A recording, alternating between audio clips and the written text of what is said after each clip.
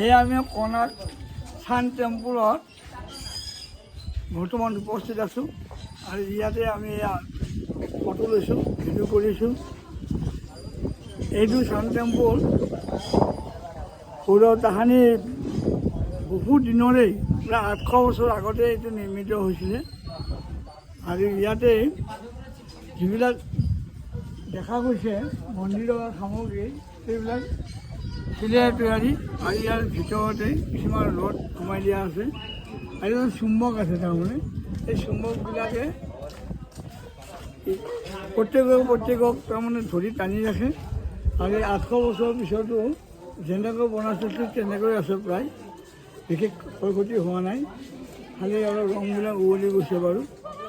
তাৰপিছতে এই মন্দিৰটো সূৰ্য দেৱতাৰ নিৰ্দেশত এইটো তৈয়াৰ কৰা হৈছিলে। এটা সময়ত কৃষ্ণৰ পুত্ৰ শ্যাম তেওঁ কুষ্ঠ ৰোগত আক্ৰান্ত হৈছিলে। তাৰপিছত সূৰ্যদেৱে তেওঁ বেমাৰৰ আৰোগ্যৰ কথা চিন্তা কৰি থাকোঁতে সূৰ্যদেৱে সপোনত তেওঁক কৈছিলে কৃষ্ণৰ পুতেক শ্যামক যে তেওঁ যদি সূৰ্যৰ দেৱৰ মন্দিৰ এটা নিৰ্মাণ কৰি তাত যদি পূজা অৰ্চনা কৰে তেতিয়াহ'লে তেওঁ সেই কুষ্ঠ ৰোগ আক্ৰান্ত হ'ব, তেওঁ আৰোগ্য হ'ব। সেইমতে তেওঁ সূৰ্য দেৱতাৰ নিৰ্দেশ মানি তেওঁ এইটো সূৰ্য দেৱতাৰ মানে এই ঠাইখিনিৰ নাম হ'ল কোণাৰ্ক। এই কোণাৰ্ক ঠাইতে এই ঠাইখন হ'ল উৰিষ্যা ৰাজ্যৰ পুৰীৰ পৰা প্ৰায় 40 কিলোমিটাৰ নিলগত হয়। তাতে এই মন্দিৰটো অৱস্থিত হৈ আছে এতিয়া। তাৰপিছতে তেওঁ সূৰ্য দেৱতাৰ নিৰ্দেশত তেওঁ সেই মন্দিৰটো পূজা নিৰ্মাণ কৰিলে ইয়াতে কোণাৰ্কত সূৰ্য টেম্পুল।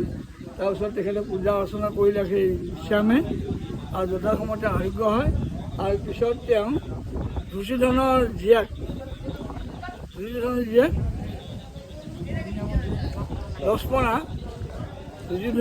লক্ষ্মণৰ লগত শ্যামৰ বিবাহ সম্পাদিত হৈছিলে। ইমান দিনৰ পুৰণা কাহিনী, ইমান দিনৰ পুৰণা ইতিহাস, কিন্তু এতিয়া আপোনালোকে দেখিলে এনেকৈ ভাবিব যেটো ইমান দিন আগতে নহয় নেকি। আৰু ইয়াতে ৰথৰ চকৰি আছে, সূৰ্য দেৱতাৰ ৰথৰ চকৰি মন্দিৰৰ সোমাই পাওঁৱে 12টা 24টা ৰথৰ চকৰি আছে। আৰু আজিকালি আমি এই 10 টকীয়া মুদ্ৰা যিটো আমি অশোকস্তম্ভ পাওঁ, এই অশোকস্তম্ভৰ চিহ্ন ইয়াতে। অশোকস্তম্ভ নহয়, 10 টকা নোটৰ ৰথৰ চক্ৰ। 10 টকা নোটৰ ৰথৰ চক্ৰ যিটো চকা, এই চকা ইয়াতেই বিদ্যমান হৈ আছে। সেই তাহানি দিনৰে বনোৱা, বেছ সুন্দৰ লাগিছে, বহুত সুন্দৰ প্ৰতিটো।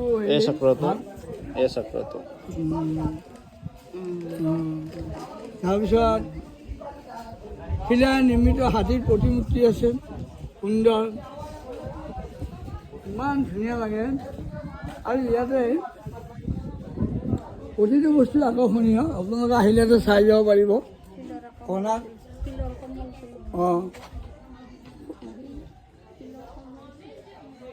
শিলৰ পদুম ফুল আছে আৰু বিভিন্ন দেৱ দেৱীৰ হেৰি আছে, মূৰ্তিবিলাক আছে, নৰ্তকী কৰা দৃশ্য আছে, শিলৰে ঢোল বাদ্য বজোৱা এইবিলাক আছে নৰ্তকীবিলাকৰ। তাৰপিছত এইটো ৰথৰ চকৰি আছে, সূৰ্য দেৱতাৰ ৰথৰ চকৰি আছে, বেছ সুন্দৰ ঠাই। ৰংবিলাক কিছু হেৰি আছে, ঠিকেই আছে বাৰু। কিন্তু গোটেইবিলাক শিলৰ মূৰ্তি, সি আচৰিতভাৱে নিৰ্মাণ কৰিছে, নেদেখিলে কল্পনাই কৰিব নোৱাৰি যে ইমান ধুনীয়াকৈ বনাব পাৰে। বহুত কাৰুকাৰ্য, বহুত কৌশল অৱলম্বন কৰি এইবিলাক বনাইছিলে পুৰণি কাৰিকৰীবিলাকে। আজিৰ পৰা 1200 বছৰৰ আগৰ এইবোৰ কলাকৃষ্টিৰ নিদৰ্শন ইয়াতে আমি দেখি মই মানিছোঁ আৰু খুব আনন্দিত হৈছোঁ, বহুত ভাল লাগিছে। আমি জানিব পাৰিলোঁ পুৰীত আহি যে ইয়াতে উৰিষ্যাত কনাক সূৰ্য টেম্পল আছে বুলি শুনা পাই ধপলিয়াই আহিলোঁ গাড়ী এখন ভাড়া কৰি। আহি দেখিলোঁ ইয়াতে হেৰি কৰ্ণ নহয়, হেৰি সূৰ্যৰ পত্নী দুগৰাকী মন্দিৰতে আছে। সূৰ্য দেৱতাৰ দুগৰাকী পত্নী, কি নাম আছিল তেওঁলোকৰ? ছায়া আৰু সন্ধ্যা, সূৰ্য পত্নী দুগৰাকী, তেওঁলোকৰো মন্দিৰ আছে এতিয়া। ওচৰা-ওচৰিকৈ আছে তেওঁলোকৰ পাৰি। সেইটো সূৰ্য দেৱতা হয় মন্দিৰ, বহুত সুন্দৰ, বহুত সুন্দৰ। আপোনালোকে আহিব।